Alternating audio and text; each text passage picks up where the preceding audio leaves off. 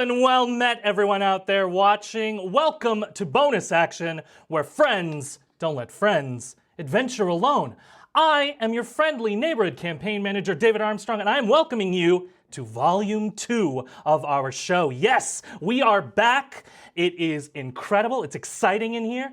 I am nervous. The cast on the other side of the cameras are psyched. And I'm excited to get back into this, into the continuing story of the Grimhold, the B Squad, trying to unravel some mysteries while they retrieve objects of antiquity. A little word of warning to all of you watching at home right here.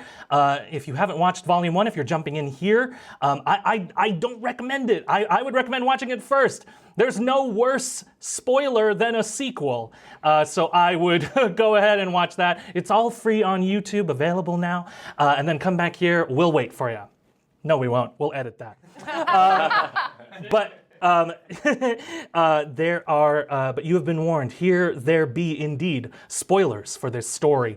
And here to help me tell this story is the incredible cast, the B Squad themselves, my incredible players, Jay Schmidt. Hi guys. Jerron Young. Yo. Jason Spina. Howdy. Amanda Nicholas. Hi. Josh Hurley. Hello. And Adam Lash. How you doing?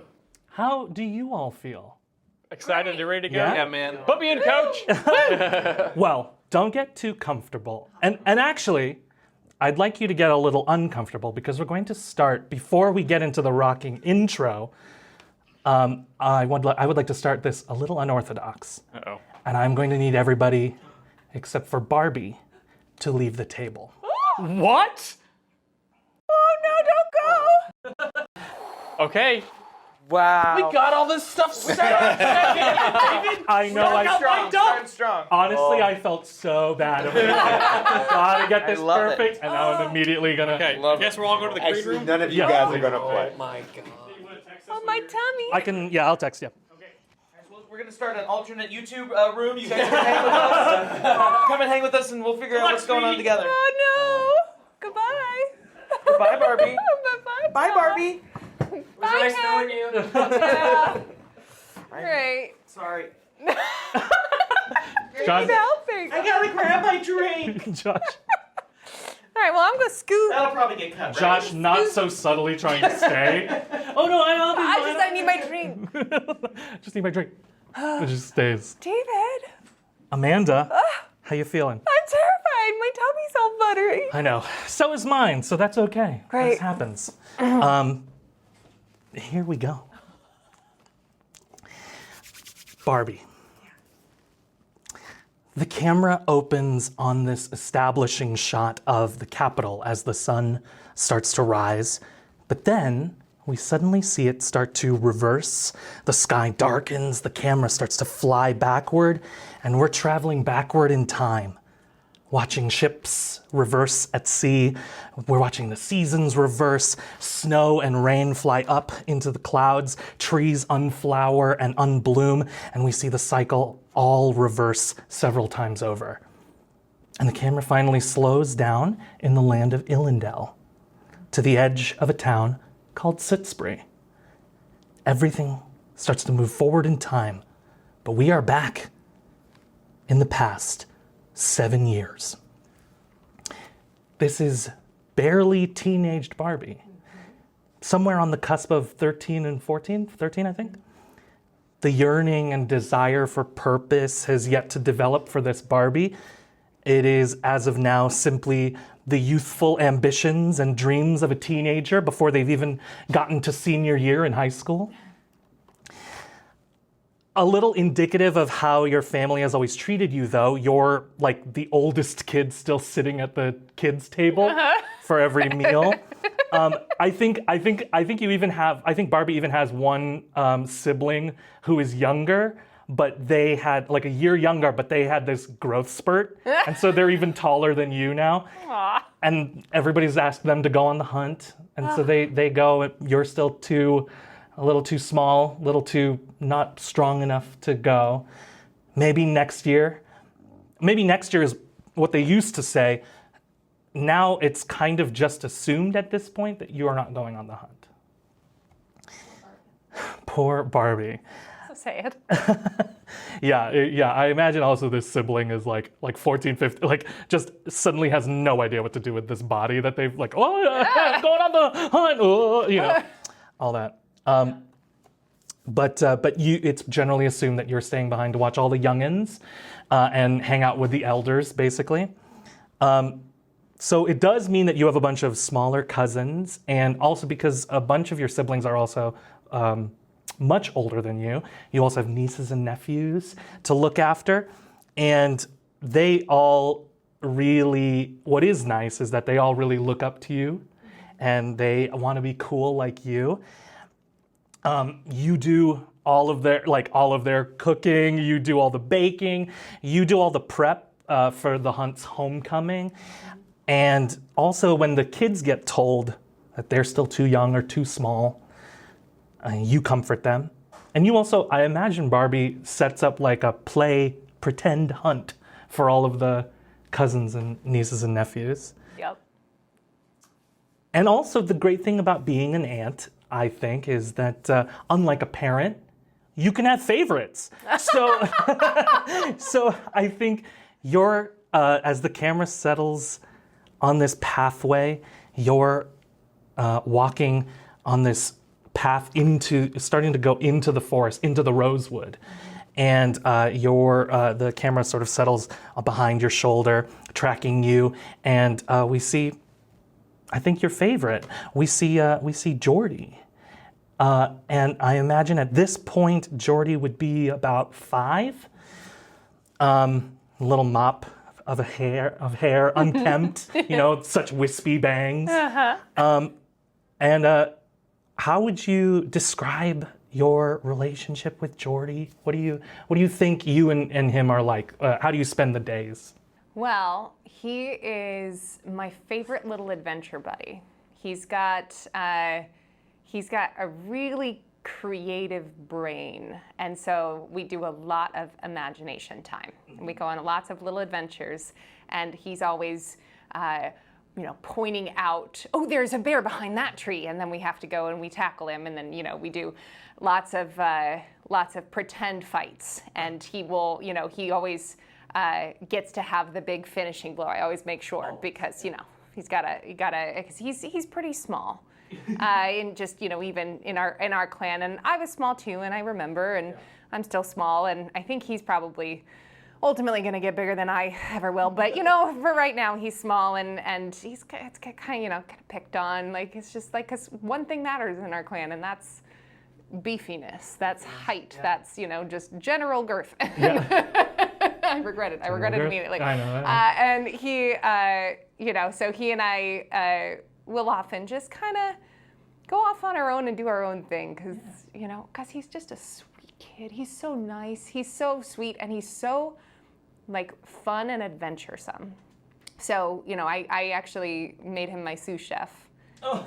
He will help me in the kitchen, and then we will often, while things are baking, have massive fights with the butcher's knife against and an oven mitt on, and and it'll be a little unsafe, but mostly fine. Oh, it's fine. It's fine.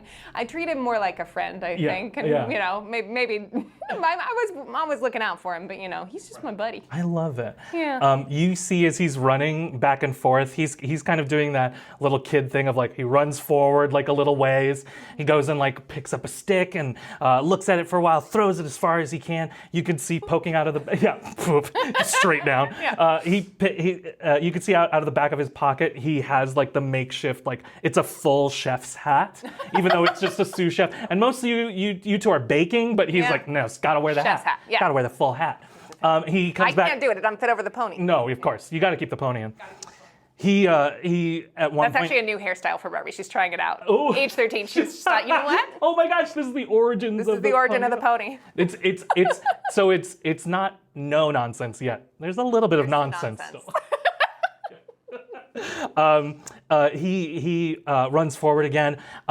You can hear him. Oh man, look, Auntie Barb, look at this smooth rock. Look how smooth it is. Wow, it's so smooth. Look at that. Well, and that's some fun colors. Where'd you get that? He was on the ground. Oh, neat. I mean, So cool. keep it, right? Pocket. Yeah, rock pocket. And he puts it in the front pocket of his robes. And you keep walking. You also, I mean, you can tell he's trying to a little bit like put out of his mind that you're doing something specific today. It's not just a wandering in the woods today. Jordy has decided to do what in Wild Country is called, that you would hear mostly of it in fairy tales and whatnot, but it is a very real thing because magic's real, the fairies are real, you know. So all of these things that are like, oh, I've heard these rumors, there's a good chance that it's probably true. And Jordy has decided to do a true name ceremony and take on his true name. Or their true name, whatever it might end up being. But he looks excited right now. He puts the rock away in his pocket. And he just keeps peppering you with questions. Have you ever met a fae, Antibar? Oh, do you think they ever go on a hunt for fae creatures? Like a fae hunting for fae? Yeah, like or do we hunt for fae sometimes? Oh no, I don't think we mess with the fae. Oh. You don't want to mess with the fae. I mean, also they're creatures, right? Like we hunt for meat because we got to eat meat. But that's right, yeah. And also, I guess some people kind of enjoy it. But like, You're we right. shouldn't attack the fae, right? Yeah, and they probably don't taste very good either. No, yeah, I imagine not. Definitely not as good as like those croissants we made. Oh, yeah. Those were really good, right? Oh, so good. And no fae creatures were harmed. Croissant pocket. Oh my gosh, He has like a partly finished croissant. It's just crumbs everywhere. There's crumbs everywhere, and he's just a trail They've of got crumbs. a little croissant crumbs. As he's finishing the croissant, he goes, I hope after I get my true name, I hope I'm as cool a girl as you are, Auntie Barb. Oh, trust me, kiddo. You are already way cooler than your Auntie Barb. No way. Come on. Oh, it's gotta be close. You walk for a little while into the woods, and sooner than you realize, you're in the middle of this clearing, and you see like this circle of rocks, and the rocks are like these geodes, but they are not just purple, they're like glowing softly purple. And you can feel like the trees sort of, you think like crowd in a little bit to like conceal this circle a little bit. You can feel like the flowers conspiratorially like suppressing the noise around it to silence this circle and hold a little bit of solemnity here. And as you walk into the circle, sort of, maybe you didn't notice it before, but there's like a little like fire pit, and it's burning this soft purple and bluish fire, like the rocks around it. And I reach out to make sure Jordy doesn't go near it. he stops, and actually you stop, and you're like right at the edge of the circle, the two of you.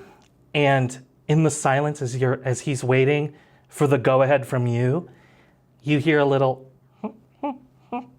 and you look down, and there's like a little, I want to say like just the bottom of a mushroom, or you know, like in Doctor Who, like the adipose. Oh, it's yeah. just like this adipose, like walking up to you, and he's just, and he looks up at Jordy, and he points at the rocks, and then he puts up his hands like at Jordy, and Jordy looks at you like, Well, I mean, he's pointing at the rocks again, and then he points, and then he does this. I mean, I guess it's time to go get the rocks. Maybe go grab a rock and put it in his hands. Oh, rock pocket. Rock pocket, He yeah. pulls out the smooth rock, and you see the little mushroom dude's eyes just, and then you hear like barely perceptible, you hear what you think is smooth. As he takes the rock, and he has to take it with both hands, he's so small. And then he takes the rock, waddles over to the edge of the circle, drops it onto the circle, and it glows purple like the rest of the circle. And he walks you two into the middle. And Jordy, you did it. That was exactly right. oh my gosh, okay. Okay. This feels like this is like meant to be, right? Yeah. You found that. Okay, You found that. I completed the thing.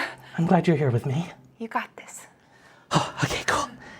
You wait for what feels like a very long time. Jordy waits very patiently, a little unlike a child. Like, he sits very still, doesn't fidget, doesn't lose focus. He's just waiting. You can hear him like slowly breathing, keeping centered. And then you hear this sound, like on the edge of the forest. It just sounds like the clinking and crinkling of a chandelier, as like this spirit starts to walk and pace and stalk the edge of the circle. And you see it's a Husha Fae, which is like these like ghostly fox spirits. And so it looks like its body is made of this crystalline, like glass material. And then as it gets closer, as it's looking at you, oddly, it's wearing a mask. The Husha are part of the court of masks in the Feywild, in the Cosmic Hollow. The mask is of a fox, but it's just very ornate and a little abstract, a little impressionist. And it walks into the circle. And I'm a little tense. I'm poised and ready to protect Jordy if need be. absolutely, you feel Jordy next to you slowly stand and take a sharp breath. And the Husha walks straight up until they're face to face. And through the mask, you hear this Husha whisper and sort of cock its head to the side as it looks at Jordy. You wish to leave behind a name and take your true name, yes? I reach up and give his hand a squeeze.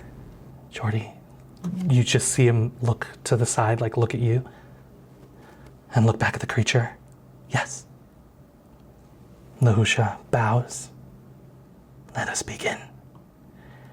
And almost like a dreamlike state, you're suddenly separated from them, and they are sitting in front of the fire, and you're sitting like on the edge of the circle of rocks, and you're still watching. They're very close, but this whispered conversation that they're having just is muffled and not clear. You can hear Jordy is like excited, like, and you hear like through the muffled mask, the Husha whisper back.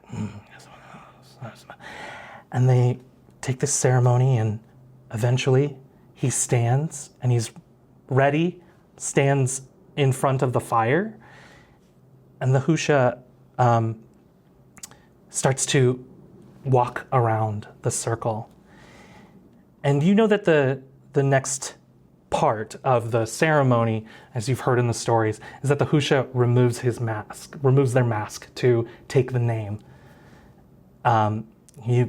Jordy's about to whisper his name for the last time before taking his true name. As he starts to remove the mask, everything starts to move in slow motion. There's this burst of eldritch energy, and you see the fire blaze in the center, a sickly green flame. Tears in his eyes, Jordy looks back at you. Hunty, before the blaze burns bright, and you're blinded for a moment. Does Barbie do anything in this Runs moment? towards. You run towards the fire, but there is another explosion. You feel the mask of the Husha explode next to you. You're thrown back against the edge of the circle. When the blaze dies down, quiets down, the rocks are deluminated as well. The fire is gone. Nothing is standing there. The Husha, barely breathing on the ground next to you, turns to look up at you. Young lady, your boy was taken. By who? What? Where? He's trapped now. The trap of Venus. I'm so sorry. Who's Venus? so sorry. What trap? Who took? Listen to me. You can save him. You could still save him if you just take my... He puts this paw on your arm as you're holding him. As he exhales for the last time, He like breaks up into these small crystalline forms, and they're picked up on this invisible wind and blown away from you. And in the quiet, in this dark, deathly quiet, you hear just the slightest rustling behind you. As some of the rocks blaze back to life, but this time a red, a familiar red that the present day Barbie would recognize. But you, this Barbie in this moment, are seeing this fire for the first time. Barbie is meeting Lilybell for the first time. As she walks through the space, this veiled figure, this skeletal face, long elongated features, these long bared teeth, glowing sunken eyes, a veil over these ornate antlers. What has happened here? What has happened? She puts her hand up and she catches some of the crystal from the fox. She goes, no. Ahusha. Ahusha has died here. Yes, my Jordy, my little guy. He's gone. He's gone. Something happened. The fire, it exploded. What happened? Who are you? She leans down. My name is Lilybell. What is your name? Barbie. Hi, Barbie. I'm so sorry. I'm so sorry to hear about your boy. He said the trap of Venus. What is that? Ah, the trap of Venus, yes, of course. It lures children into its maw, and they cannot return. I'm so sorry. I will try to help you. This floating skeletal hand touches your face. If you will let me, if you will allow me to, lend me, help you, if you will allow me to lend you my power. You are not strong enough now, but I will make sure that you are strong enough, and soon we can rescue your boy. Okay. Yeah. Thank you. Of course. Everything is okay, Barbie. Don't worry. Okay. I will take care of everything. Okay. She puts her hand out in front of you for yours. She's terrified, but she goes. And you feel the forging of a Fey contract. And we are going to head back into the present. Oh, Oh no. Oh no. what a start. What a start. You're a rock star, girl. Thank you for doing that. Oh, thank you. You okay? Yeah, I'm fine. Okay, good. Oh my god. I want to see all the art. All the art of that. art. Oh my god.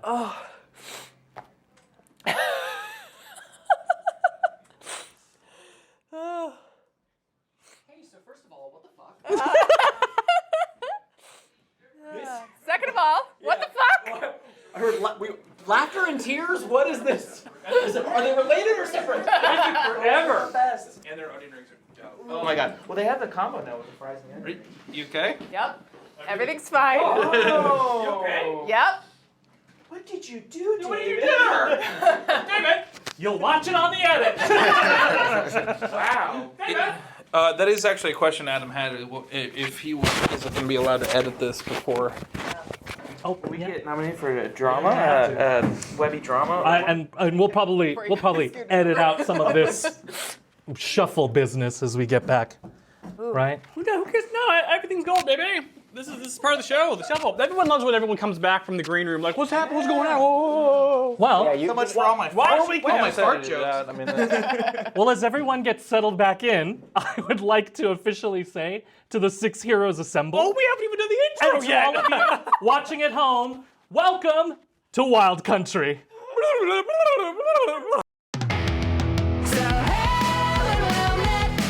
Your destiny's not set.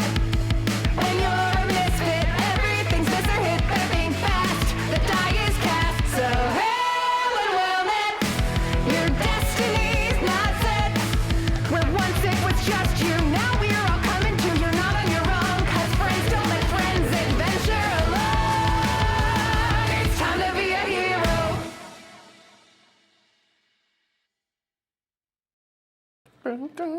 It has been about 6.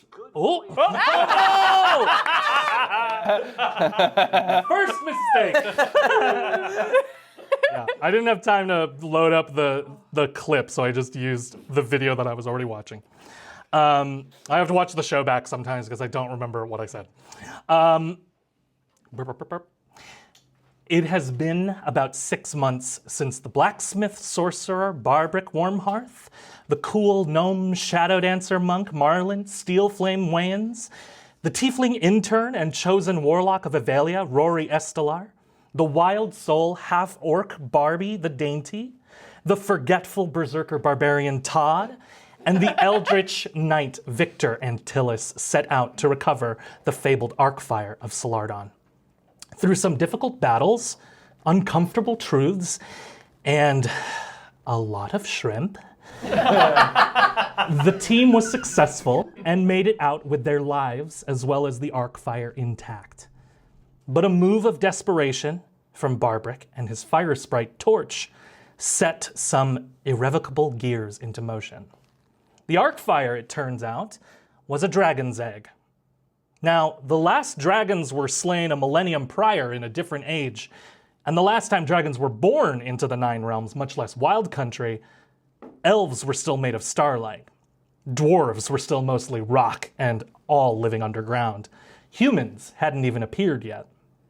When the Arcfire inexplicably hatched, it marked the first time many of these mortal races were sharing existence with the World Weavers. What a terrible way for the Ninth Realm to learn that from a single dragon's egg springs forth a whole horde of dragons. Sometimes dozens strong.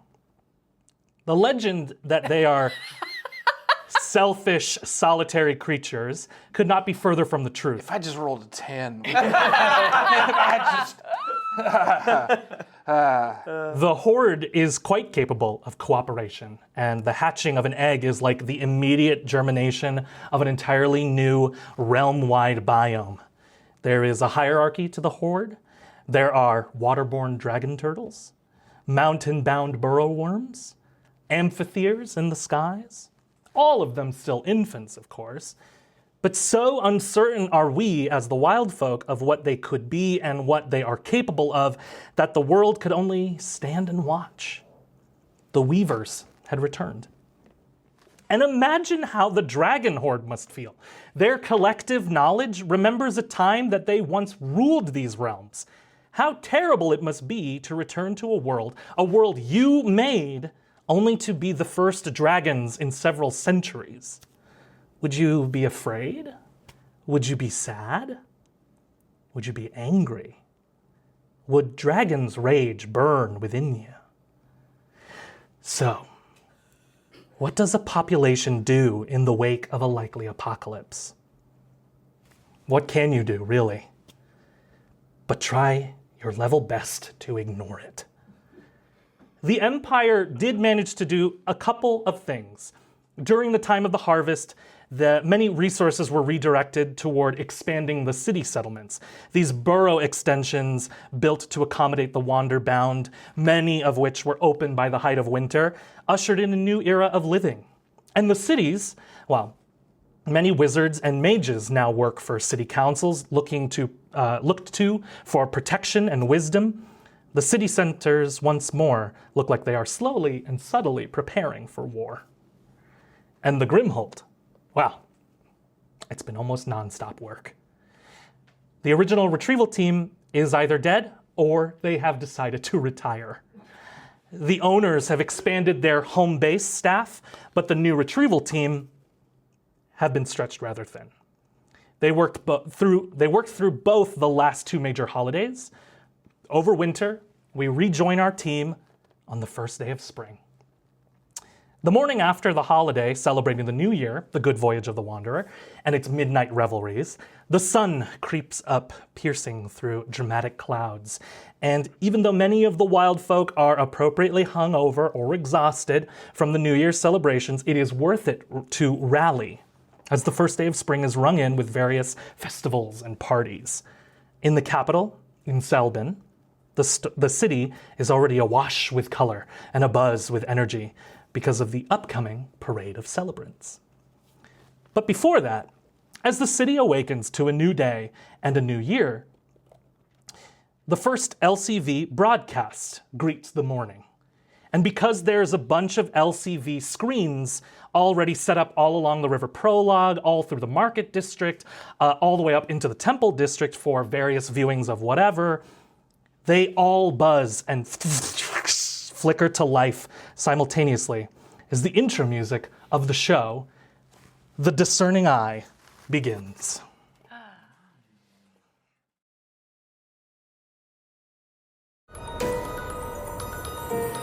And now, a message from Vora Escala, host of The Discerning Eye. Good morning, my lovelies, and welcome to spring. The long, long winter is over, and what a year it's been, hasn't it? Of course, some good news. Congratulations to my darling daughter, Bellamy, and her bubble ball team, the All Saints, for another stellar championship season. Rest up, my love. I have it on good authority that the Icons Olympiad could come calling this year.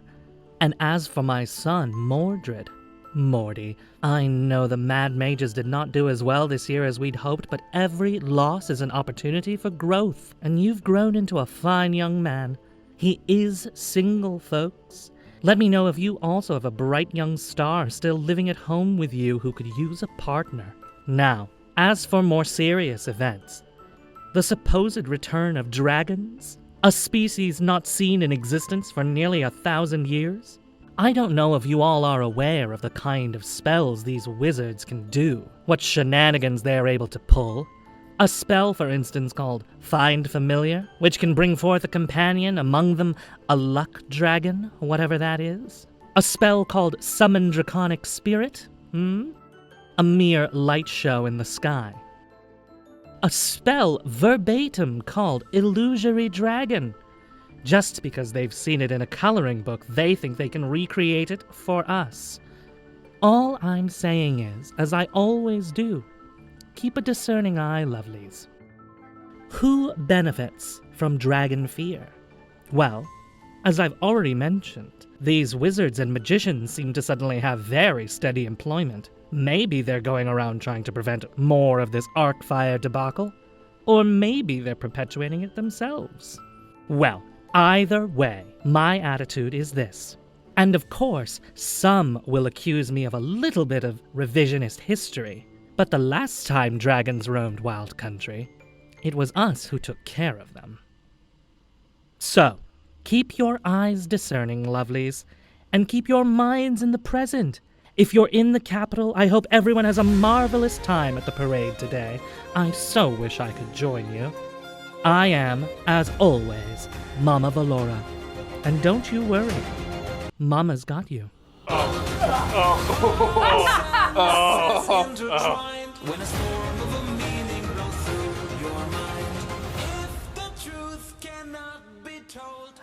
So, as the broadcast ends, the screens start to go to just some random commercials, and we jump on this camera moving up and around the Grimhold. Up earliest, of course, Victor, already training. You are out on the field where we saw the whole team last season take on a beholder, a mimic beholder. Right now it is just you, the Buster Sword, versus Madame Landa. She has her outer jacket removed, and you have the Buster Sword, and it's an odd pairing. She has a sidearm baton in one arm, and a Raphael sai in the other hand. And she is moving and weaving as you are sparring, and she is yelling out orders at you. Move faster, Victor. You have to move with the sword. The sword cannot work against you. It's too heavy for that. If you could, I would like you to roll an attack, actually. We'll do it as a contested attack. Okay. All right, that is going to be a 13.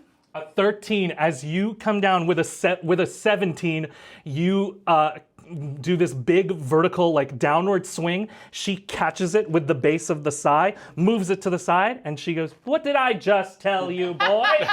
Move with the sword." Yes, she flips the baton.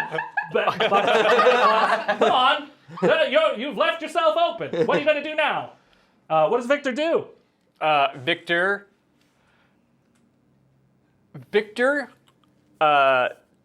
let's go with the sword. You let go of the sword. And sword? yeah. The sword starts to drop. She goes, "Oh!" She's not expecting this. And what do you do with that?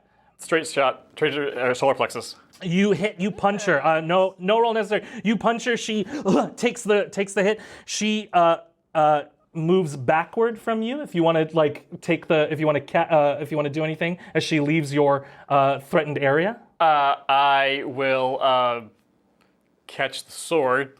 Seems like because it's like yeah. You caught. It was one punch, one punch, and then catch. Catch the sword, and then just kind of go into the a kind of a defensive stance with the sword kind of all the way in front of me. It's big enough to kind of cover me. I love it. She moves back and does this huge thrust forward with the sai, hitting the base, part of the hilt of the sword. And she goes, "Yes, very good, much better, Antilles. We like this." She starts to move, and actually she misty steps backward. What does Victor do? So she's 30 feet back now. Is the ring on? Say the ring's on. We've been sure, yeah. Let's say the ring's on. The ring's on. Boom, bam, just right for her.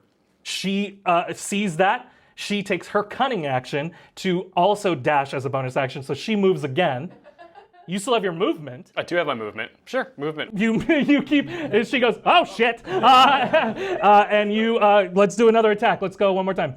Babe, your bonus is under the sword, not on the side. For the attack weapon on the left. Oh yeah, it'll be under the great sword. It'll be under Buster. Or the Buster sword. Left. On the left. Left more left. There you go. It's been a few months. Yeah. 16. With a 16, you just beat it. She rolled a 15 total. So there's like voop, voop, voop, voop, and then you just you catch her off guard. And you stab and right on the side of the sword, and then just hit her with the flat part of the Buster sword. She goes, "Okay, I yield. I'm an old woman. I'm an old woman. Don't take advantage of me." She sheathes the baton and the sai. Very good. That was very good. Don't ever let yourself get disarmed, Antilles. I won't. You're right. I won't. Good. How are you feeling with everything? Coming off of a big old victory, I hear, from the boat race. Yeah, last night. Yeah, that was good. It was a good back workout. I'm still a little burned for that one. No, it was good. Todd and I were in sync, and that was like the first time we've really had that. And Rory handled himself very well in a leadership position in a situation where he stepped up. He knew he had to take control, and he did. He did a really good job. Roll an insight check for me as you finish giving that assessment.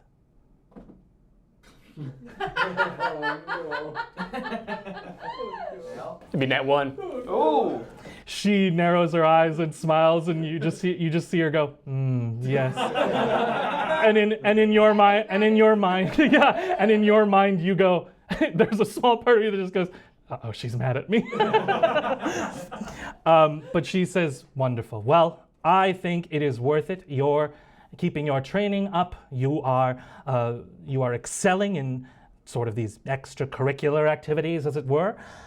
I think you shouldn't forget to relax occasionally. There is a parade today.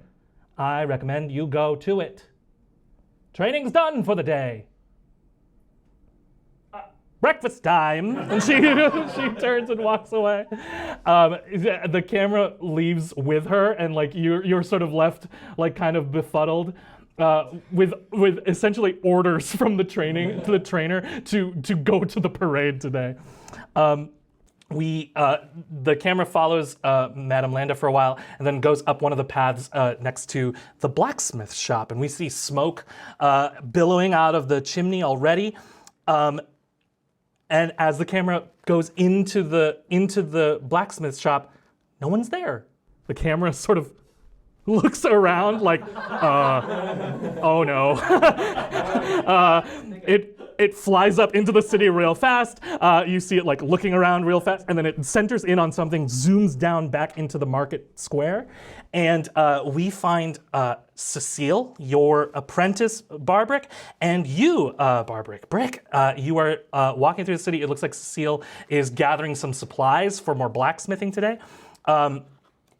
And she's sort of idly talking, do you have any idea what, Master Wormhearth, I hope you don't mind me asking all of these questions, but do you have any idea, have you ever asked Victor about his sword? Do you know anything about it? He won't let me touch it. Yes, he does seem like everything is mine. Well, It's a very well. I know this because it's a very what we call a only child attitude. I never thought about it like that, but Yeah. kinda. Yeah. I get the distinct feeling that he's very close with it, and Sure. honestly, if I learned one thing from my dad is if someone doesn't want you working on their tools, don't touch their tools. Yes. And she's sort of idly gathering like these supplies from a stand, and you can see her paying and all of these exchanges and everything like that. And she nods and she goes, "Oh, that's actually, what your hammer, Yes. Labor's Melody, beautiful name. Also beautifully, did you make that hammer?" Me and my dad kind of built it together. Oh, very nice. Oh, yes, like the masterwork. Yes, you became a blacksmith with it. Yeah. Yeah, well, back when magic wasn't really, when magic wasn't allowed, Right, in the bad times, we needed somewhere for Torch to live. Oh, so it is like a house for him. Oh yeah, And I just click the top, and he just kind of comes out. This little torch, little flame elemental rises out of the torch, and Torch has now gotten a little like battle hardened, and so he looks around. He's like, I'm ready. What are we doing? Roll initiative. What are we doing? Look, we're in the cold bars and beyond. Okay, this is not. I just remembered that Torch wasn't supposed to speak, and I'm just so excited that. And Cecile looks like, oh my goodness, I didn't know that he was so loud. That's new. Yeah, it's been a crazy couple of months. So Yes. You're enjoying you're an adventurer. I think you go on one adventure. You are one now, right? Yes. I don't really know how it works. I think so. I think, it's I've been doing a lot of soul searching, and I've realized that now that we are hardened, seasoned adventurers, I think Masters. I think we're kind of nailing it a little bit. I think you are too. I think Yeah. yes. I think okay. Well, I've got to get new sort of equipment. I've got to repair some of your. Todd keeps breaking his. Yeah, we put a little extra in the budget for Todd. What do we call it? Todd necessities. Todd says Todd text. Yes, that's very good too. I like that. Yes. She nods and sort of with a look of a lot of acknowledgement. She goes and grabs like an extra set of materials. Like, oh, of course, yes. Oh, that's Some right. people run hard, and that's our Todd. That's our sweet. He's yes. a sweee guy. You go hard or go away. That's what I always say. Right? That's what I. Yeah. And you have all the extra stuff for. I put in. This is something that didn't get mentioned in the Christmas episode. Oh yes. Please mention it on camera. I did want to mention it on camera because it was important to me. But Brick spent the majority of his time making sure that everyone in what was the name of the town? Marbadarnoth. Marbadarnoth. Yeah. Making sure that any kid who didn't get a toy for Christmas got something. So he basically like took the concept of like, you know, of the gift giver, and like now he will do that every season to make sure that town, like he took the mantle on of being their gift giver to some degree. We love to see it. I love it. Yeah. So cool. Yes. Saint Brickolas. Saint Brickolas. And indeed, that's one of the letters that the governor subtly writes you, like, oh, Saint Brickolas, wonderful. Yes, indeed. I have quite the clatter, you know. Jolly indeed. But Cecile, wonderful. Yes. I also got those, so they're all ready. Yes, we can make some for next year. That's wonderful. Yeah. I like having side projects. As Question. well. Yes. Are you excited for the parade? Oh, yes. Oh my goodness. I almost forgot. Sometimes I get so distracted. Yes, you're going to the parade. Yes. Oh yeah. Do you like you seem to like I the love oh. parades. There's just something about it. It's just, you know, you hear the band strike up, and it's Yes. just like you just want to march and wave a flag. You know? Everyone gets so excited. Everybody waves at strangers. We don't get to do that It's normally. and I will tell you what, I hate to say it, dwarves, they don't know how to throw a parade. It's really a dour affair. No, It's yes. just a lot of like, oh, look at all the work we've done. We're very productive. yes. It's very... They roll a bunch of carts out, Yes, like a mine cart. That's your parade. Yeah, I'm pro-union as much as the next Sure. guy, but it's a lot of protocol, and this is just like, I've heard this parade. They've got floats. Yes. They've got all sorts of stuff. And I don't want to say too much because I don't know what you've prepared. and I don't want to spoil anything for you because I don't know if you've ever seen a parade in the Capitol, but they don't follow building code at all. No protocol. I love it. 3 sheets to the wind, or whatever that means.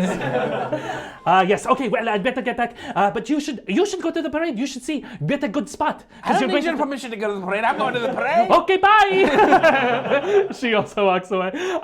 As you head off, Brick, you head off to the parade. The camera doesn't have to go far. It goes down into the clothing district.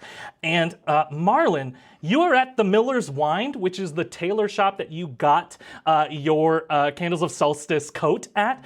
And you're working with the same tailor. You're standing up on the platform. He's finishing some work.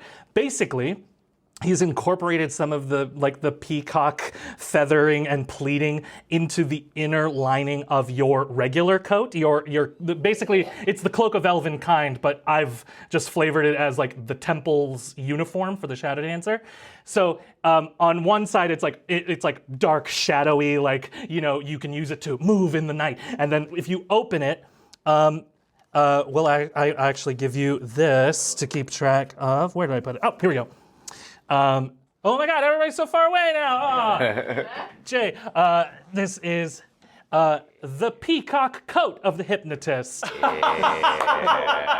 So it has, and it also has an extra little power on there if you ever want to use that.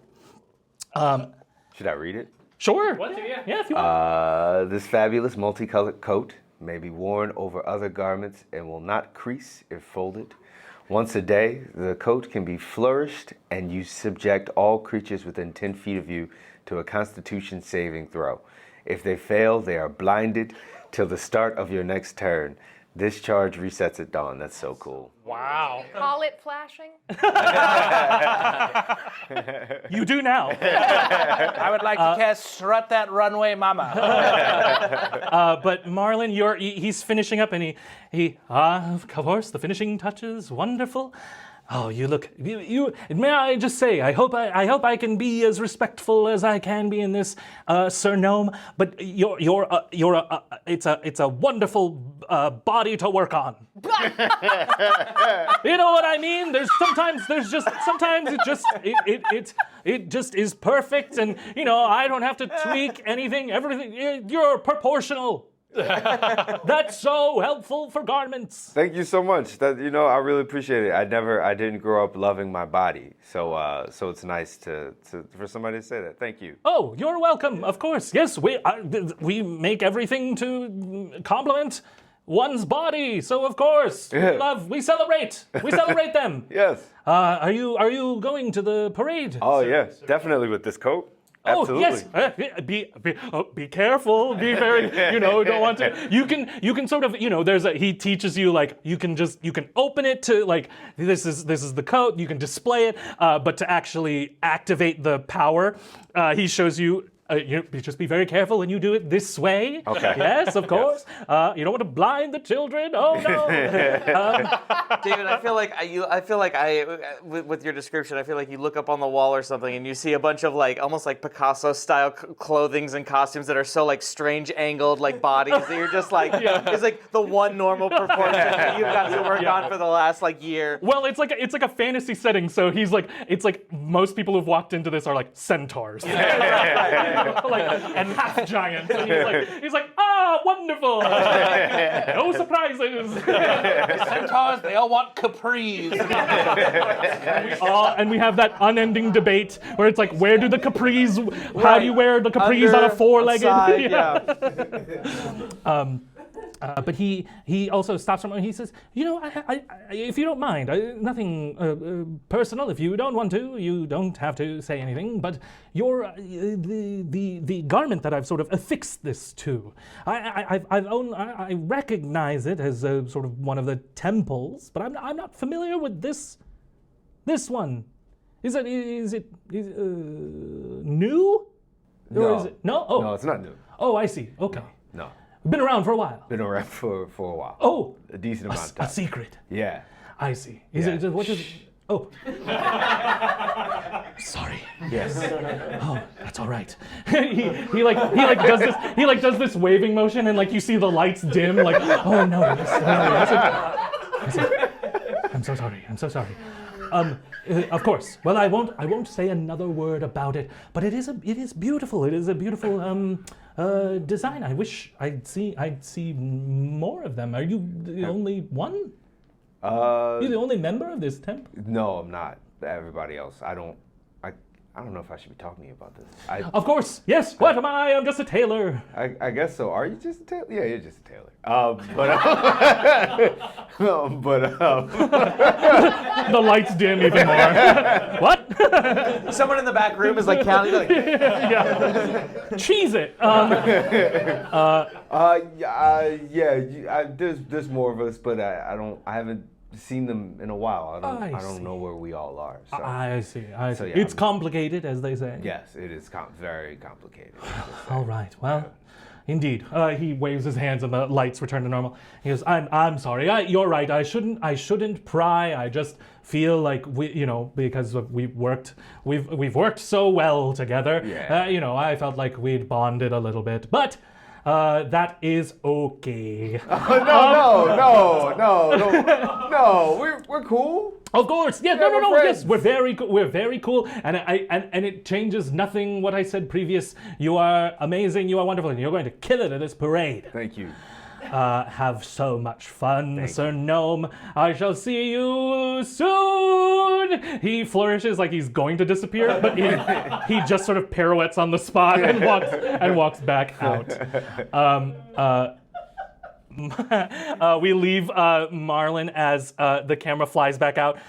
Goes to this outdoor cafe, and Barbie, Amanda, I'm actually going to have you describe it. You were at this cafe previously with Madame Landa. I imagine that it is a cafe that Barbie frequents a lot. So would you mind describing why? What does Barbie love most about this spot? Oh, well, the chairs are just naturally a little larger, so she feels like, she just is very comfortable here, and the servers are very funny. They, she likes to, she kind of, they josh each other. Josh. Just a bunch of oh no, I don't know if anyone wants to go to that restaurant. Why did everyone leave so quickly? A restaurant of Josh simulacrums would just. That's exactly why Barbie goes there. No, that's why. That's now canon. Barbie goes there and she has a great time. So she really likes to be someone with a regular. You know what I mean? Like she's got her regular order and she's got her regular seat, and they all recognize her and they're all very nice to her. they placate her just a little, you know. But she's having just a great time, and so She's having a great time, and she's sitting opposite. Your accompanying guest today is actually also very grateful for the slightly larger seats. Sitting across from you is this copper dragonborn, Attarix Taishan, who is now friends with you. You guys have just become friends. Perfect. He's holding this very small teacup in one finger. So he looks like he's holding it daintily, but it's not on purpose. But he's trying to sip out of it, and he's dressed. You would also notice that he's dressed a little like the when like the Teenage Mutant Ninja Turtles have to go outside and they have to pass for humans, so they just sort of wear a trench coat and and they're like, that works, good enough. So Attarix is kind of dressed like that. Like he has a coat on, the collar is like way up past his neck, and he's got this like low brimmed like wide hat.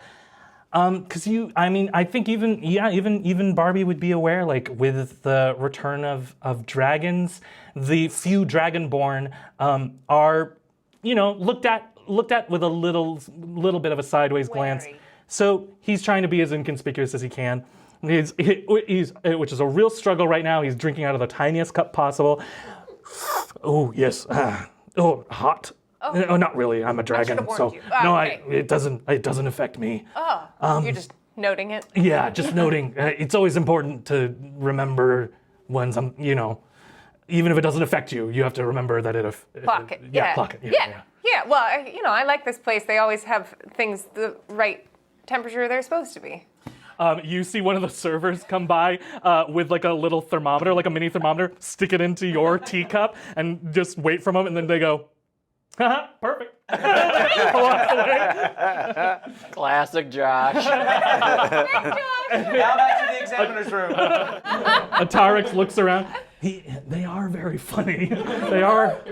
I like this It's place. a fun vibe, right? Like good ambiance. It's nice. It's nice. Thank you for inviting me. Oh, you're welcome. Yeah, I don't get to. It seemed like you needed a lunch. Yeah, I don't get to get out much, and we don't have to talk about him the whole time. But I know Victor's still mad at me, so I don't know. I don't know how to navigate these boundaries. Here's the thing. There's Victor's mad at you, and then there's also Victor's just a mad guy. He's just surly, Like so. I think maybe. I mean, it's warranted. He's.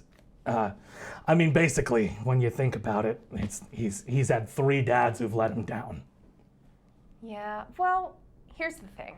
In my limited time and experience with Victor, I feel like he's the kind of guy that, he holds a grudge, but I think he also respects that people can change, Like he's been changing, he's been opening up a little bit, and he's stuck around, and I think that says something. I think he's getting a little, just more open. So just keep showing up, Yeah, we'll see. Keep showing up for him. We'll see. Hopefully, Isaiah. I don't know if you've met Isaiah, but Isaiah's the one who he knows emotions, and he was the one who was ready to deal with maturing Victor and how do we figure out everything about his whole place in the world. Well, that's the thing about parenting. You don't get to just pick one thing and one person who helps with that thing. You got to help with all of it. So you do what you can, right? I failed again.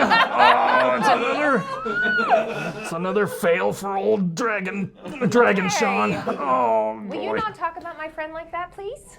My God. And then Josh walks by and high fives you real quick. I don't know what you said, but I love it. Thanks, Josh.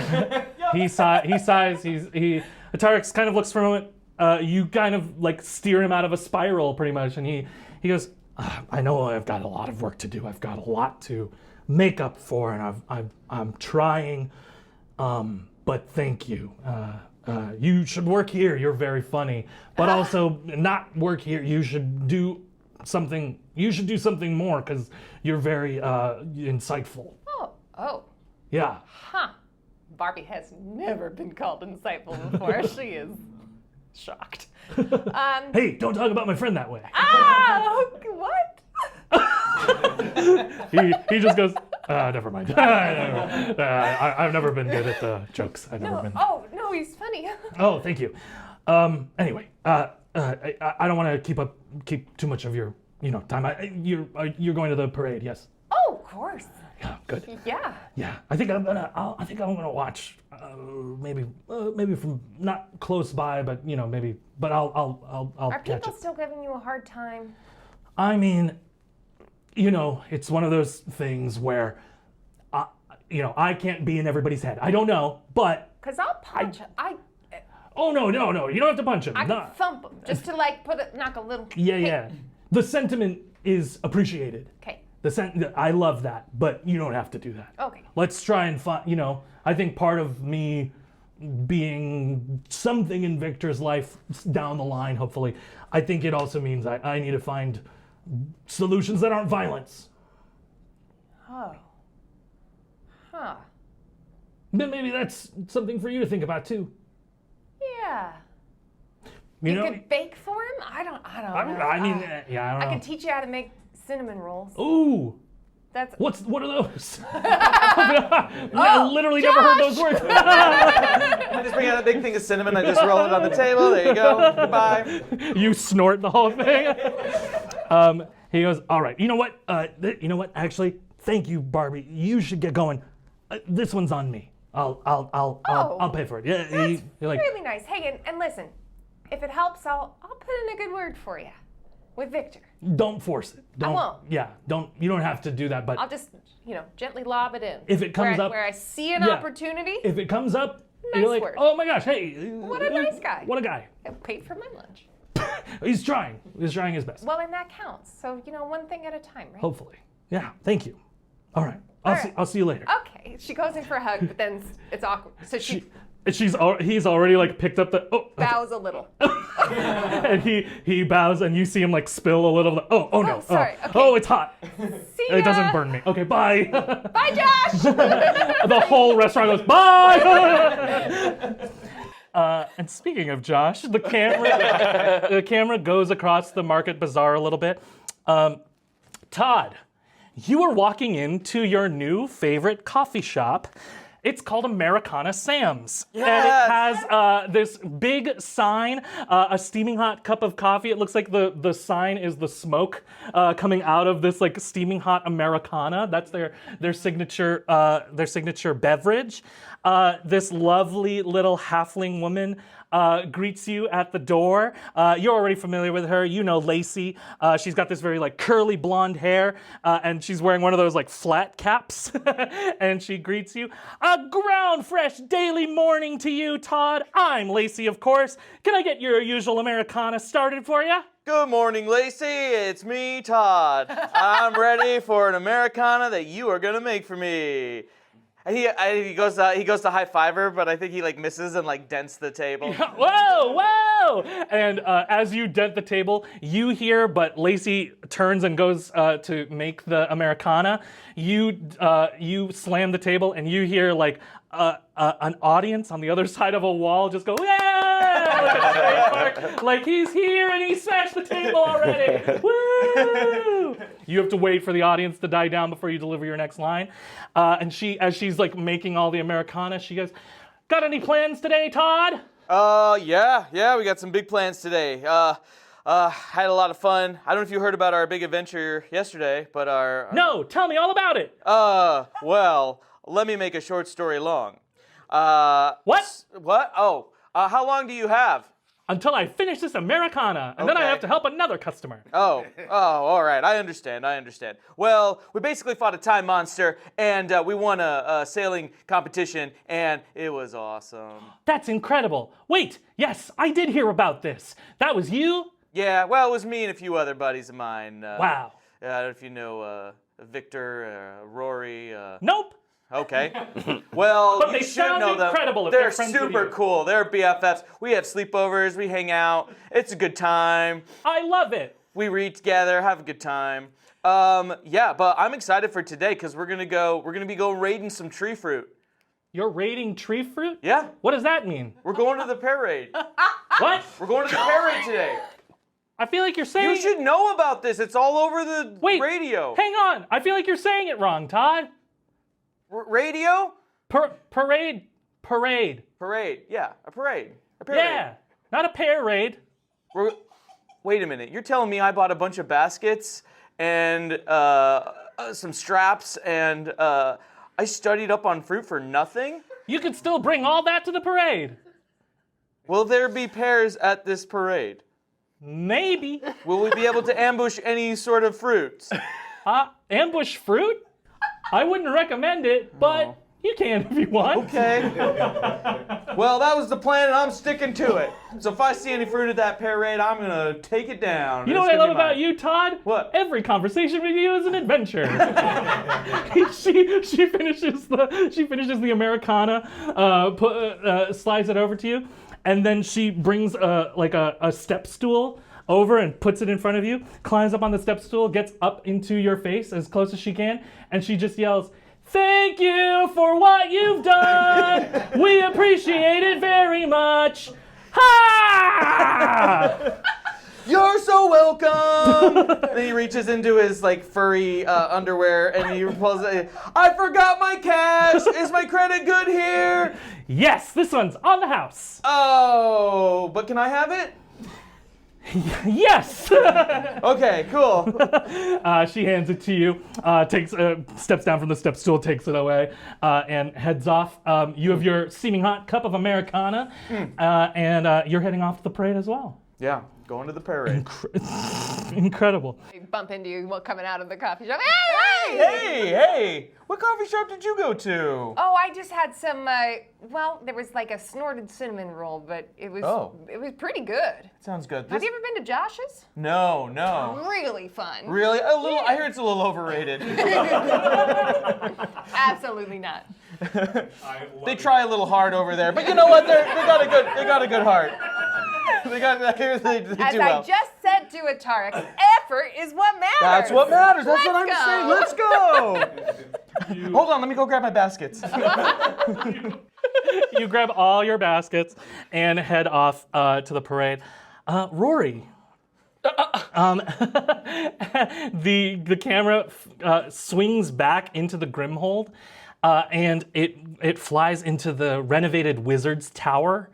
And it's now open and it looks like it's finished. It is the Grimhold's library. And you see the kind of helping over, you're kind of passing books back and forth over this tall desk, and standing on this step stool on the other side is this little gnome wizard who's the head librarian here. And you already know him, you've been working with him for a little bit. Moss Brinlow is the head librarian, and he has probably of interest to Rory.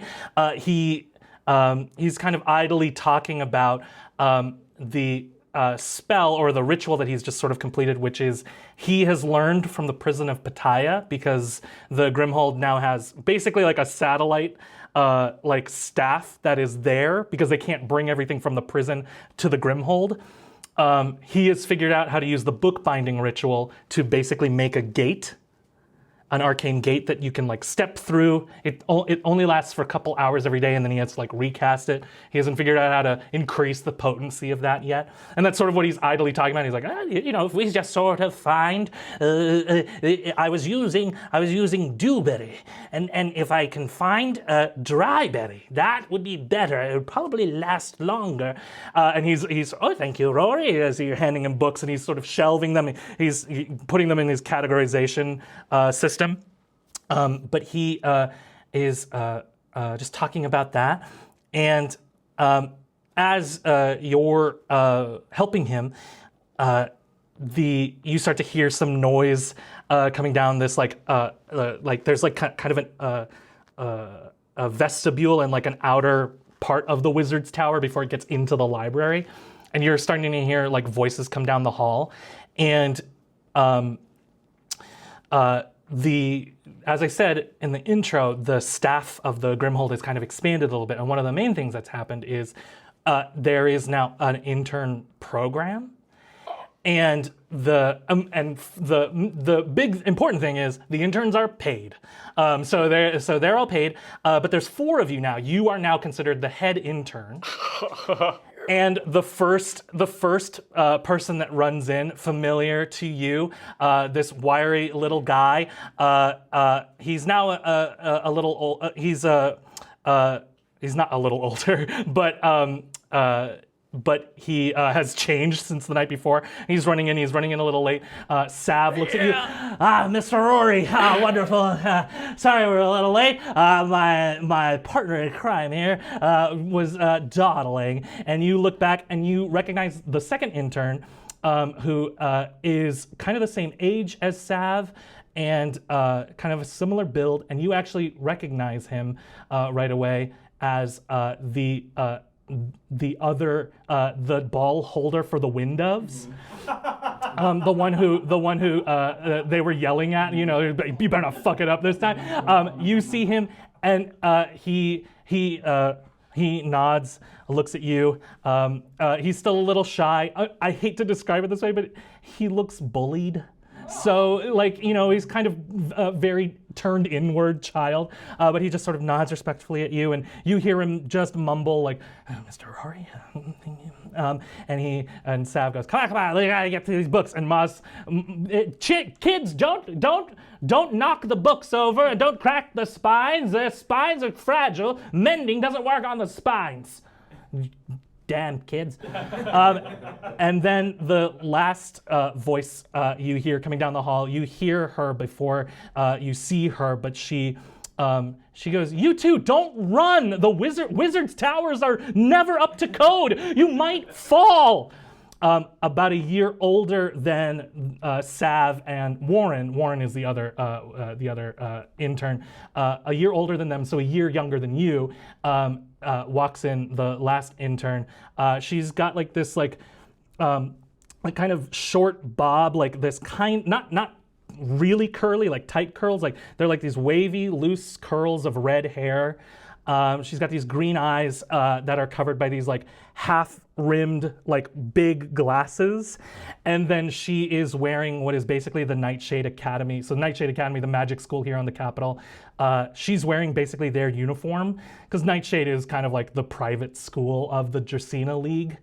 But she is like a student there, so she is wearing like kind of just a relaxed version of that. So it's this plaid skirt, burgundy blouse under a black blazer, and she has like a couple of books that she's holding like close to her chest as she walks in. She's like, "Oh, these two. Oh, sorry, Professor Breanna. Hi, Rory. Hey. This is Kylan, but everybody calls her Kai, and she just squeezes the books, trying to not look at you, and in doing so is only looking at you as she goes, Professor Breanna, where do you need me? Where should I go? And he, Sav and Warren have already taken over that corner, it looks like. So if you just post up over here, probably Sir Rory over here will be happy to walk you through what we're doing. I'm going to, you know what? I'm going to take a break because I'm getting freaking vertigo on this stool. He like climbs down and he goes, I'll be back in 10 minutes. Don't leave for the parade until I get back. And he walks off. I want a shirt now that just says, I'm getting freaking vertigo. I don't know. This makes me laugh. Kai sort of shuffles into the room a little bit. She was like stationed at the door. As Moss like walks by her, she just inches in a little bit more. She goes, okay, happy to do whatever I need to do, Mr. Rory. All right, team. So for clarification, is it I heard Brimwell and then Brinlove. Who's Brinlow. Brinlow. Brinlo. L-O. And I, as head intern, do I dictate anything? What am I doing? Basically, I will leave it to you. I will say, like, as the head intern, you delegate this. What do you imagine Rory's schedule, like delegation of work here? You have this library. This library's got to be put in order, basically. What do you think Rory would do? I think, well, first of all, I something I just thought of when you said, like, she's like trying to not make eye contact. Yeah. I think something like with tieflings, the note, being pupilless, like all solid. It's like when you see someone on the street with like sunglasses and you like kind of think you just can't, you're drawn to that. You're like, are they looking at me? It's just, I just realized like that's probably all tieflings. But you can see her like subtly as you're like looking around. She's like trying to like. Yeah, where's the attention? I think I'm standing in his pupils. Okay, great. Okay. I think that Rory set their squad on. He's using his practice kind of for like stitchcraft. Yes. Is rebinding things that have been damaged and like binding them in like a Grimhold uniform, like color palette, and like kind of combining that with like different like textures and different colored leathers. Taking everything and like refurbishing it, restoring it. So kind of like the stitching of the pages together, the packets, and rebinding the gluing. So they've got like a little work table where they are preserving things that have been not well cared for, and in some cases like recopying, but all with the intent to like rebind and have this like. And you see Sav's taking over the station where he's like, I can light up anything. It's perfectly aligned. And then you see like Warren sit next to him and he's like, I don't mind sniffing glue. And he just starts to set about like work. And Kai looks around and she goes, okay, great. I guess I'll set up over here. Do you need anything, Mr. Rory? I feel like Sav and Warren have got it, so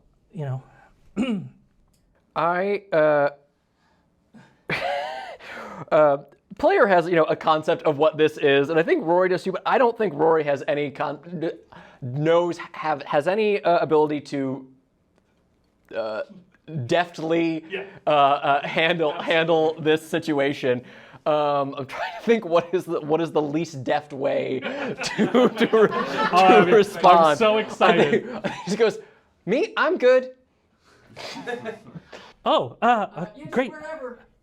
Okay, great. She like posts up like in the furthest corner. She's like, oh God. And you see her like sort of, again, I think like Rory not clocking exactly what's happened, but she like sort of hurriedly like takes us a few books and is like, okay, great. Actually, we should maybe have like after she's like half set up, like it works up the curtains. Actually, we should maybe be like sort of like an assembly line. So maybe we should all be together. Oh, okay. I'll help. And I'll help her like regather everything and bring it back to kind of the table and get us in a little, Ford assembly line. You both grab the same book at the same time? No.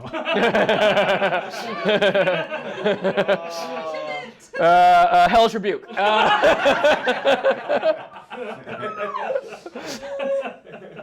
Necrotic Shroud. You both just activate powers. Duel of the century. It all comes down to this. You set about work. You're helping everybody along. It seems like everybody's in a good mood. Warren is talking to Sav. They're mostly talking about last night. Sav is still riding high from the victory, and you could see it like Kai sort of interjects periodically. She's like, it's a little weird that they just call it the ball holder. And Warren's like, yeah, I broke my hand last year when I was trying to hold the ball. Wasn't great.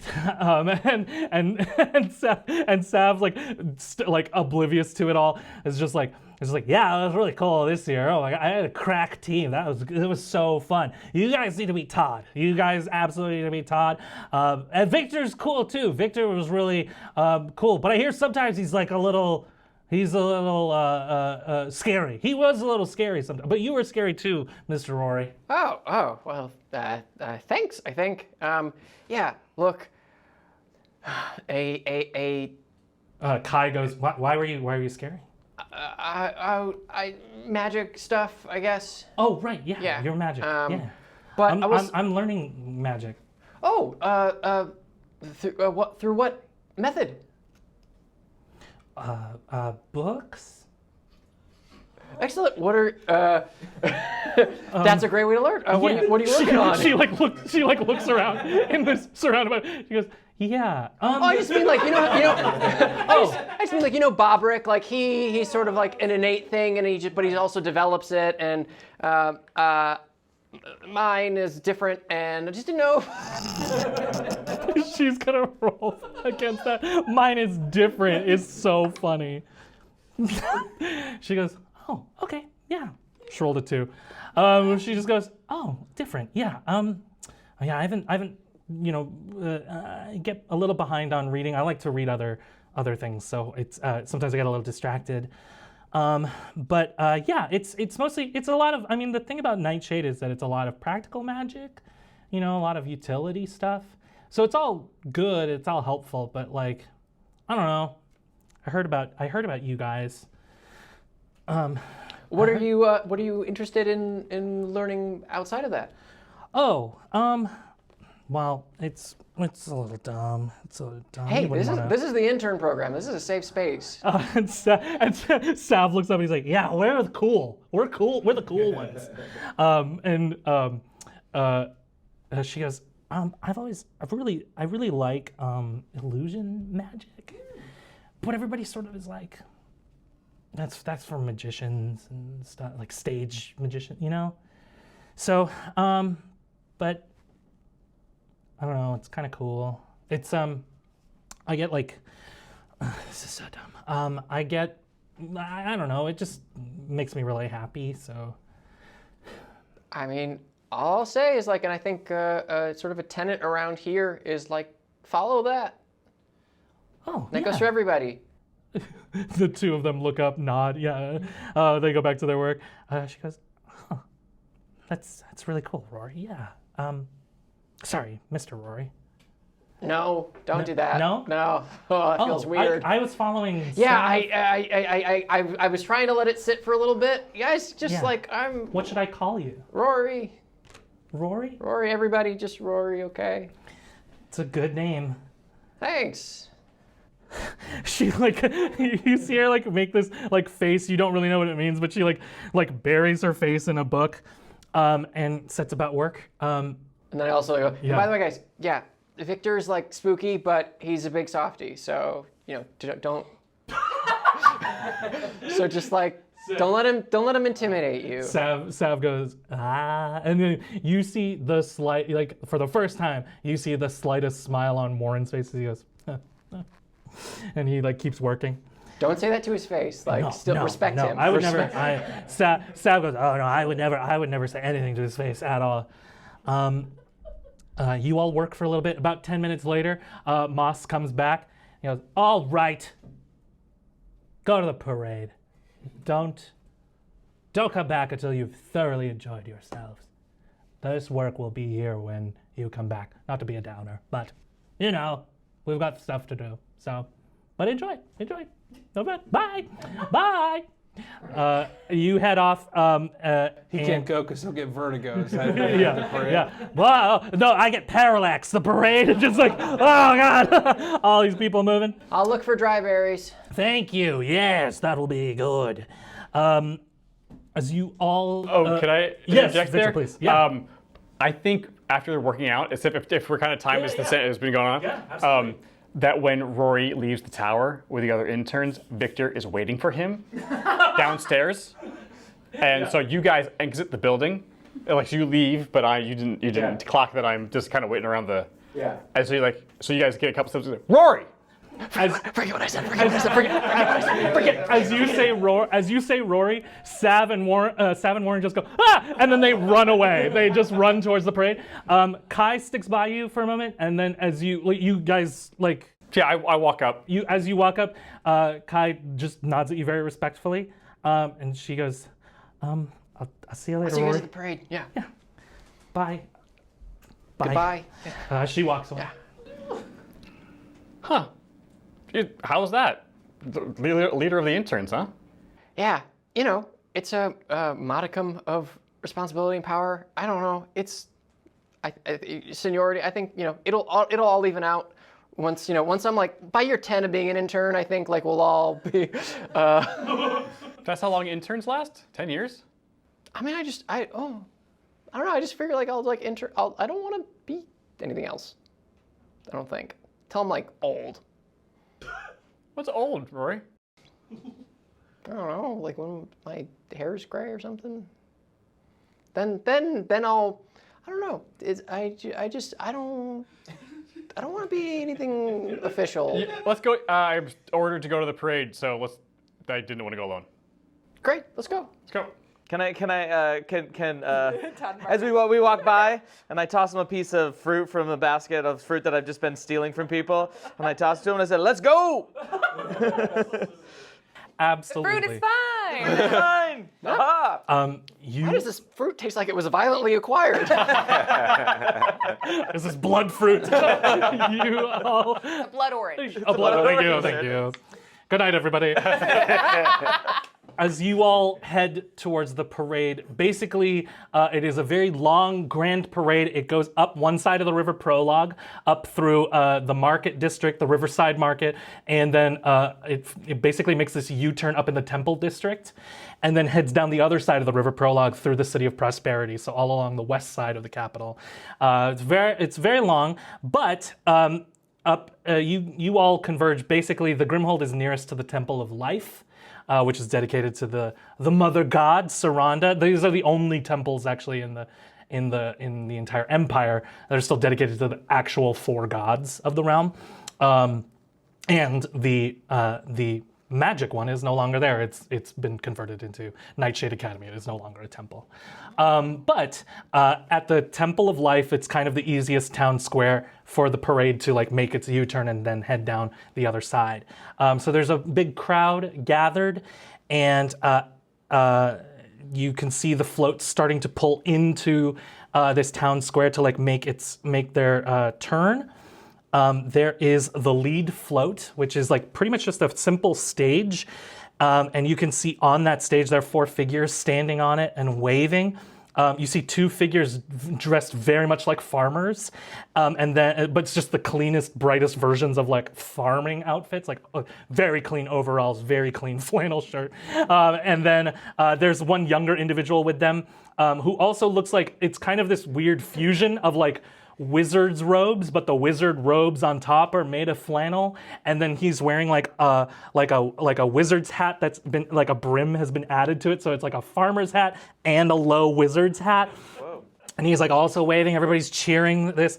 And then on the 4th person, you all met her a few months ago, is the Emperor Queen herself. Elena Adamal is standing in this very regal, kind of off the shoulder satin dress. It's like black and embroidered with this gold trim.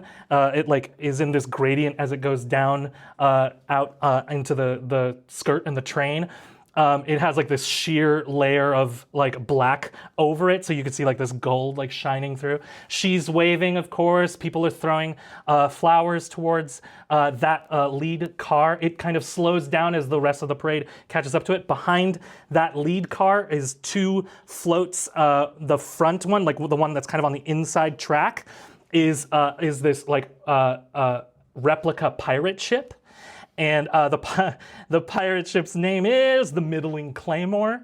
And you can see it's a bunch of tavern owners, themselves probably a lot of them former pirates. They are all like on top, like dressed in like these like Party City pirate outfits. Like they're waving and they're like firing off these like fake like arquebus and flintlock pistols, but they're made to be like t-shirt cannons basically. So like firing them into the crowd, and like one of them has like one of them's like just throwing like gold chocolate coins, and then behind on the outside track, the second track next to it, like one of those like parade balloons, like Snoopy or Garfield or Pikachu or Yoshi. I don't know why I just said 4 of them. You know what a balloon is. You know what a balloon is, and you know what characters from pop culture are. But it's like this balloon, but it is a balloon of this Almirage, which is a tufted furry rabbit with a unicorn's horn, and it's just like sitting in like the balloon is like in a seated position as it's floating, and it's like, oh, you know, and it's enchanted just slightly to like kind of look around a little bit. It's looking very simply around at the crowd, and the crowd's waving, the kids are screaming and enjoying it. Behind that float is this like large kind of two-tiered stage float. So there's like an open stage, and it looks like a puppet theater. And you can see on the front, like the title is Mirage Puppet Theatricals, a Centaur stage production. And you can see like there's one marionette puppet on the front who's like, you know, hello, welcome to Wild Country. This is the parade of celebrants, which is always whoever did a great work of valor or honor or integrity for the Empire. We celebrate them today. They're in the lead car. And you can see like just behind, like just off stage, like you can see the person doing the voice for that marionette, and then you can look up and see between the lower stage and then the balcony stage, you can see like standing on this like loose platform on an electric bar. You could see the puppeteer like with the marionette strings, and then it is occasionally like addressing this other puppet who's like, it's just a traditional hand puppet. You can't see the puppeteer. They're like below this wall, and the other puppet's looking out, and it's like, be good kids, and it's like looking out, and they're occasionally like talking to each other. And then behind that, the last float of this front section, so like I said, there's more of the parade, but it's kind of, there's like a few floats, and then it's broken up by like a marching band or a dance troupe, and it looks like there's both of those here at the front, and they are catching up and like leading the next like 6 or 7 floats that are gonna come up and also make this turn. But the front group is like stopped here for a little bit. It looks like there's gonna be like a little bit of a show before they could move on. This last float, celebrating again the triumph of the harvest, and you've all heard about this as well. The farmers, the 3 farmers at the front, kind of figured out this way to engineer preservative for food. So the harvest was less than it would usually be for the Empire, but they managed to make the yield last through the whole winter. And so there's this cornucopia, this giant wooden, big cornucopia, kind of pulls up next to this tavern called the Watering Hole, and it stops there, and it's got like these like giant pieces of food that are real. They're like real food, but it's like a giant, like, there you go. Todd's eyes go wide as there's like a giant apple and a pear Todd and looks a at him loaf and of bread. And goes. And you see that, and it pulls up to, as I said, next to a tavern called the Watering Hole, next to this Temple of Life here. And the tavern is called the Watering Hole because you could see on the top, instead of like a water tower, it has this like, there's a spell called Watery Sphere, and it has like this solidified version of it. It's just sitting on top of the bar. And then there's also roof access, so you could see people are watching the parade from like that roof. And then on the other side of the parade, on the other side of the town square, there's these 2 like, it just looks like residential buildings, and they also have actual balconies, so you could see people standing up there waving, throwing those like streamers down and everything. Does anybody do anything, or anybody like to say play out anything here as you arrive at the parade? Should we go raid the pears? I mean, I definitely think like that would be a lot of fun. You're gonna need a bigger basket. It's okay, we got this. Don't worry, I got plenty of room back at where we're staying. I can store one of these things. Look, I came here to raid some pears, and that's what I'm gonna do today. But I'm also here for the group, so you know, I'm here to. We'll help you raid the pears, right? Yeah, absolutely. I mean, has everybody agreed? Has anyone seen Marlin? Oh yeah, I'm right here. Every time. I've been here the whole time. You guys Is Brick just guys just transfixed on haven't that balloon? acknowledged me. Here's the thing. Brick has whatever the wacky hat is, or like parade hat, and he's got a turkey leg, and he's got a full thing of cotton candy on the stick, and he is just smiling. But then when we all notice Marlin, he just is like, new coat. I love you, hypnotizer. Yeah, that's all I've wanted. All I've wanted. You guys notice anything different? Well, Code, just wondering if you guys. Yeah, you like it? Yeah. Oh yeah. I would show you the inside, but it's dangerous. No, we can handle it. We can handle it. Show us. No, it's not a good idea. It's not a good idea. As Marlin tempts you with that, I'm going to need everybody to make a perception check, please. Yeah, 'cause I was about to say, Victor is not involved. He's scanning. He does not like large groups. No. It is the largest of groups. It looks like the entire capital is out for the parade today. We're going to go around this way. This is investigation? Perception. I'm going to start with you, Victor. 5. Todd? I have 14. 14? Oh no, I'm at that. Sorry, that's right. I was gonna say 17. Sorry. 17, nice. Barbie? 9. 9. Also 5. Also 5. Marlin? Also 5? 7. Wow. Roll back. No. It's the coach. I told you. There is a slight shimmer as Marlin's like, no. The highest roll was Todd, right? Yeah. Because I'm very tuned in. I'm tuned into what's happening. I'm like this close to jumping on that float and claiming it in the name of Todd. You are tuned in, and I think also barbarians have danger sense, and I think Barbie. Unfortunately, a little distracted. Like there's a lot of things. Distracted by the turkey leg. She didn't realize there was food. Oh being yeah, handed out. you should go get one. They're I running out pretty definitely quick. should. So that's, I think, what's taking her attention. As you all are here, distracted, Victor trying to scan as much as he can. Todd actually clocks a couple things, and I'll get to that. A couple of things happen.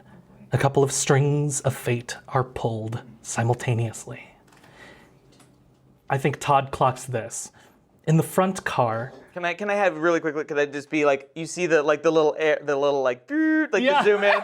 Yeah. It's just like on the fruit. Like the binocular. Yeah, but then it just slowly moves to what you're, and then it does the double take on it. You know? Yes, absolutely. Does also when Todd's like fourth wall, does he have like that like cartoon drawing where it's like, oh, you know that door's about to open because it's a slightly different shade? Oh right, yeah. See threats before they're happening because you know it's about to be animated. Yeah, they have to be animated differently. Oh, that is such a niche. Who knows when it's going to be used. The little glitch in the Matrix. Yeah. Remind me next time a perception check comes up for visual stuff. Sure. In the front car where the guests of honor are standing and waving, you hear the unmistakable whistling and whizzing of a heavier arrow land in the middle of the platform, and then a moment later you hear the unmistakable burst of catching fire. As the platform sets ablaze, the 4 figures standing on it scramble off. One of them, the farmer who's like the wizard fellow with a farmer outfit, catches on one of the wood slats on the platform, falls as the fire blazes around him. On the staging float, there are these 2 on the front of the staging float. There's these 2 wacky waving inflatable arm flailing tube men. And they have been like just dancing along with the music that's been playing for the marionette show. They suddenly release from their platforms, float into the air like whoo, whoo, and then with one more zig and zag, they fly towards a couple of the onlookers. And in a moment, it is like they are suffocating in a plastic bag as these arm flailing tube men wrap around these 2 onlookers. Screams start to cry out from the crowd. The sphere on top of the watering hole, actually, this is what you would see, Todd. You hear that, you don't turn towards it with your vision. Your vision looks up from the float as you hear another arrow whiz towards the watery sphere, knocks it off of its very loose hinges, and this ball of water crashes down onto the cornucopia. The cornucopia is filled with real food, and the force of the water smashes down with such velocity, it creates this like slime and muck and mush as this food like mixes with it, and you hear this explosion of like as these shapes are thrown out of the cornucopia onto the ground. You see people scream and start to scatter from the cornucopia. From the shapes on the ground, you start to see like kind of almost like shrink wrapping. You start to see like forms of arms and legs. These like short, stubby arms and legs form out of the muck and mush, and they start to pull from the mush like these weapons, and you just hear like as these swords and shields form. These faces push forward out of the muck, and you can see like as these like flat, like kind of cat-like faces, long ears, these like wide eyes and like bared teeth of these very goblinoid-looking creatures just pull themselves out of the muck, and as they pull their weapons, these goblins start to attack the onlookers. And up on the stage itself, the puppet currently on stage that had been monologuing stops mid-sentence. Arcane fire burns in their eyes. Oh, hell no. And it looks up at the strings that is holding its arms. It wraps its hands around them and pulls, and the puppeteer starts to flip over the electric and is tangled in the ropes and begins to choke on the ropes. And we'll have to save combat for next episode. Thank you for joining us here at episode 1. Thank you, cast. We'll see you next time for Combat at the Parade Route. Good night, Wild Country. Bye. Bye.